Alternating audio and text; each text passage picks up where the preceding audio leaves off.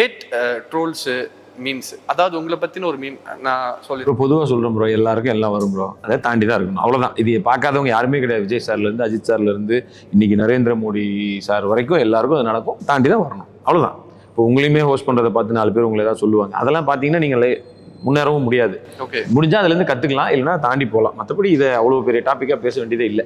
Okay, நீங்கள் அதை பெருசாக கண்டுக்கிறதே கிடையாது. அதான் நீங்கள் கண்டுக்கிட்டீங்கன்னா அங்கேயே தான் நிற்பீங்க. தாண்டி போகணும்னா நீங்கள் அதெல்லாம் தாண்டி தான் போகணும், கடந்து போகணும். ஓகே, ஏன்னா அவங்க தான் நம்மளை நினச்சிக்கிட்டே இருப்பாங்க. நம்மளோட ஃப்ரெண்ட்ஸு கூட நம்ம நினைக்க மாட்டாங்க. அந்த கமெண்ட் பண்ணுறாங்க, நீ நல்லா இருக்க மாட்டேன்றக்கல, அவங்க தான் டெய்லி இவன் எப்படி மேலே வரான்னு ஒரு விஷயம் பண்ண நம்மளை நினச்சிட்டு இருக்காங்கல்ல, அது போதும், ஜாலியாக இருக்கும். நம்ம அதெல்லாம் கடந்து போயிட்டே இருக்கோம், அதெல்லாம் மைண்டில் வச்சுக்க கூடாது. தேங்க்யூப்பா. வச்சுக்கிட்டா நல்ல ஒரு வெளிச்சம் வருது, அப்போ தான் ஆஃப் பண்ணுறான். அவன் போன சார்ஜ் படம் நிறைய தடங்கள் வரும் சொல்லலாம். நீ இது ஆஹா லைட் ஆஃப் ஆயிடுச்சு, நான் திரும்பி இங்கே பார்த்தேன்னா நம்ம இன்டர்வியூ கெட்டு போயிடும். லைட் ஆஃப் பண்ணா போன் சார்ஜ் யார் சொல்லி கொடுத்தாங்க? ஸோ அதனால நம்ம எது வந்தாலும் சரி கடந்து போய்கிட்டே இருக்கும். நான் எப்பயுமே சொல்றதுன்னா, கீழே இருக்க கமெண்ட்டுக்காக நான் வாழவே மாட்டேன், ஆமா, மேல இருக்க லைக்குக்காக தான் வாழணும்.